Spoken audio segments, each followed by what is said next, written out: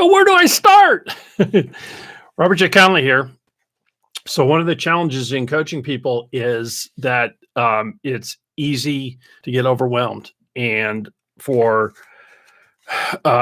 people to just be frozen in their tracks. Where do you start? You start at the beginning. Okay. So where do you start? Well, you start with what's that thing you always wanted to do? Let's talk about your job. You can apply this to weight loss. You can apply this to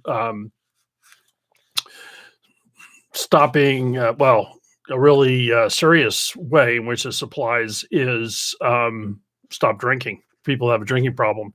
And where do you start? You start one day at a time. You start 1 minute at a time. I mean, I have friends who have gone through it, and it's as hard as it can be. And, if you'll take that mindset of in any change you want to make in your life, it's one day at a time, and this is hard. I won't say it's about drinking, but it will get easier. And so small steps, small steps, small steps. So where do you start? Well, clean out the junk drawer. do trivial things. So for me, the way that I start my day is I do some sort of mundane chore that provides some satisfaction to me, whether it's a little light housekeeping, whether it's a little light gardening. It's something simple, it's something easy, but it gets me in the right frame of mind. And so, truly, one of the most effective places to start is to start with declutter. Clean out the junk drawer, then clean out the closet, then clean out the garage, and declutter, declutter, declutter. Because it's satisfying, it puts you in a good frame of mind, and it psychologically makes room for something new. And this is about building momentum. And so I'm going to share also something from my own life. When I was in my late teens, I had a job where I was surrounded by negative people all the time. And if I had not had the good fortune of meeting my first mentor at this time, I don't know where I would have headed, because these were toxic people who just hated their jobs and loved to complain about them and do nothing to change things. And so one day I was, so I left that job, and then I kept getting invited to gatherings of this group. And it would take me a day or two to kind of recover from hanging out with these folks. And I was lamenting one day to my mentor, and he just looked me in the eye and he said, well, stop doing that. And so I stopped doing that. I don't know what, I guess it was my need to socialize, but for whatever reason, it's when we talk about, clear the decks of everything, unclutter. People who clutter your mind with garbage, stop hanging out with them. Stop watching news. Stop watching cable news. Stop watching any news. There is nothing on the news that you can do anything about. And the only thing watching the news will do is bum you out and send you in a negative place. And that is on both sides of the political spectrum. That is an equal opportunity punisher, the news. In fact, that's one of the things that in my late teens, I went through a period where I had the same advice from my mentor. And he said, just stop reading the newspaper. Because I used to read the news. I'd read the newspaper front to back and thinking that I was just going to be on top of things. He's like, nah, that's ridiculous. And absolutely, you need to declutter both physically and mentally. All right. So then the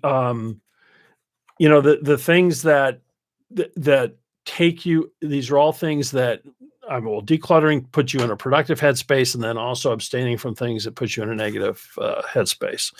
And so then the next thing is also a frame of mind, frame of reference, and that is, don't look for the quantum leap. You show me the guy or man or woman who makes the major declaration about how they're going to clean up every every aspect of their life, and they're going to just wake up tomorrow a new person. Da, da, da, da, da. And I don't mean this this could sound like I'm being diminishing of these folks, and I'm not. I don't have that in my heart. But what I will say is that I guarantee you that person will be back on the couch in a week, because it's overwhelming. You can't effect change in your life by making massive declarations. It's one step at a time. I've gone through phases where I've decided I don't want to drink caffeine anymore. And the way that I can get off of it within 30 days is that I literally put like a gram less coffee grounds in my coffee maker every day. And at the end of the month, I'm drinking water. So it's that simple. And yet, there are emotional obstacles to doing it. And then the last, not the last, but the next item is to declare what it is that you're trying to change to those who can help you, not those who will give you advice. And so it's about, I'm not going to go into all the intricacies of finding people who can help you, but if you make the decision, I want to change my job, I want to change my career, the next step is to find those who can help you. And you will find that people who are good at their jobs will overwhelmingly be more than happy to give you help, to give you advice, to share their journey with you, to help you get you on the right road. And so one step at a time, find one new person to talk to every week, once a month. Just chip away at it. And when you have the opportunity, declare what it is you're looking for and ask, do you know anyone who can help me get there? Don't ask for advice as to whether or not it's a good idea. It doesn't matter if it's a good idea. If it's your thing and it energizes you and it's a product, if it's good for humanity, just make the declaration and others will help you get to where you want to go. And then the last little thing is just, it's about reading. And again, another mentor, I don't know if he coined it, but leaders are readers. Leaders are readers. Read. And, if you read 10 pages a day, you'll have read 3,650 pages by the end of the year. That's about 10 books. But read things that will help you be a better employee where you are today, and read things that will help you make the change into what you want to change to, and to understand, where you want to go. But seek out opportunities to read what interests you, even if it's not directly applicable. Read what interests you, and you will benefit from that. And so again, day by day, effective change and putting you in the right direction. So where do you start?